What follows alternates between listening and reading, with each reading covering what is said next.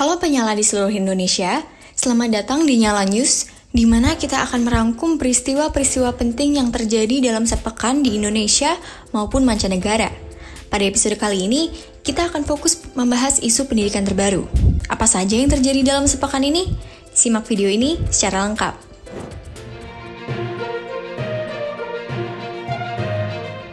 Kemendikti bangun 4 sekolah unggulan baru dan gratis. Pemerintah Indonesia berencana membangun 4 sekolah menengah atas unggulan mulai tahun 2025.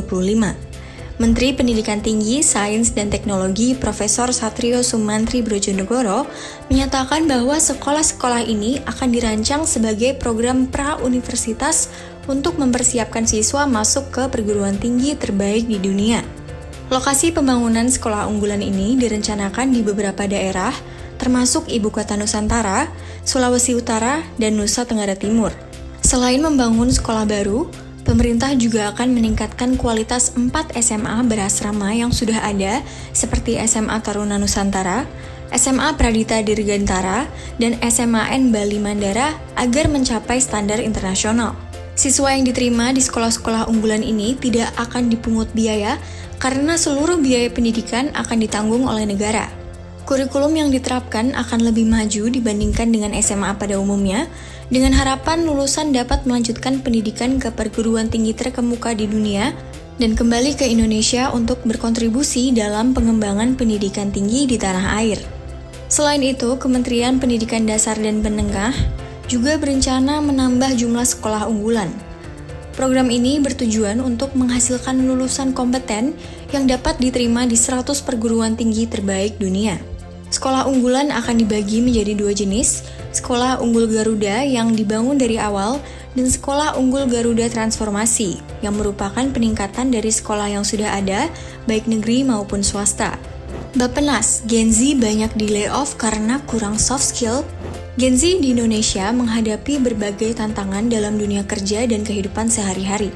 Salah satu isu yang mencuat adalah tingginya angka pemutusan hubungan kerja atau PHK di kalangan Gen Z. Menurut Deputi Pembangunan Manusia, Masyarakat, dan Kebudayaan Bappenas, Amih Al-Humami, fenomena ini disebabkan oleh lemahnya keterampilan lunak atau soft skills di antara Gen Z. Soft skills seperti kemampuan berinteraksi dan beradaptasi sangat penting dalam dunia kerja saat ini. Amih menekankan bahwa pendidikan dan berbagai kegiatan penempaan diri dapat membentuk karakter yang menentukan keberhasilan seseorang di pasar kerja. Selain tantangan di dunia kerja, Gen Z dan milenial juga dikenal dengan kecenderungan mereka untuk melakukan healing atau mencari pemulihan dari stres melalui berbagai aktivitas. Fenomena ini muncul sebagai respons terhadap tekanan hidup yang semakin meningkat, baik dari lingkungan digital maupun realitas sosial. Aktivitas seperti berlibur, menikmati alam, atau sekadar istirahat menjadi cara bagi mereka untuk menyembuhkan diri dari tuntutan sehari-hari.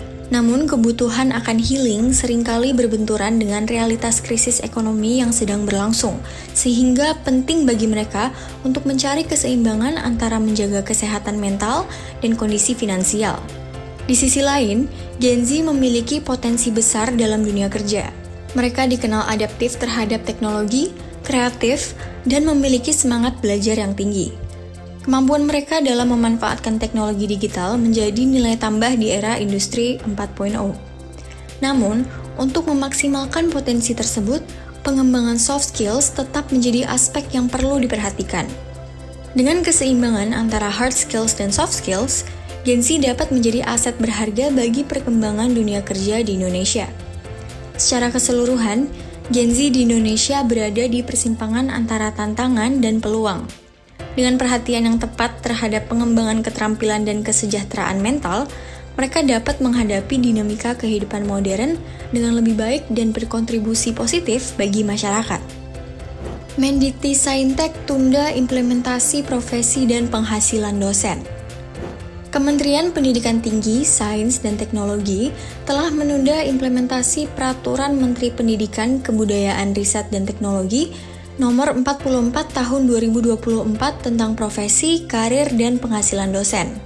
Penundaan ini diumumkan melalui Surat Edaran Menteri Nomor 14 Tahun 2024 yang ditandatangani oleh Menteri Pendidikan Tinggi, Sains, dan Teknologi Satrio Sumantri Brojonegoro pada 17 Desember 2024. Keputusan ini diambil setelah Kemendikti-Saintek menerima berbagai masukan dari pemangku kepentingan di perguruan tinggi.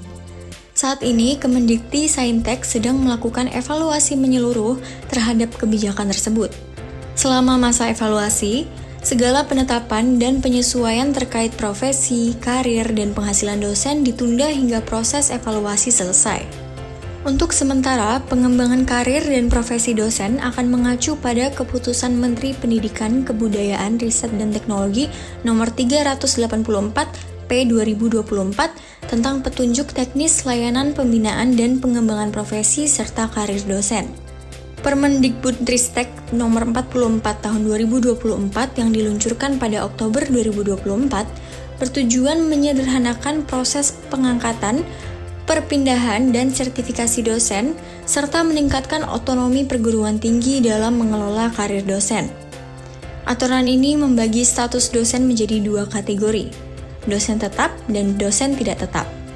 Dosen tetap adalah mereka yang bekerja penuh waktu di perguruan tinggi dengan beban kerja minimal 12 SKS dan memiliki jabatan akademik, sementara dosen tidak tetap bekerja paruh waktu dengan beban kerja di bawah 12 SKS.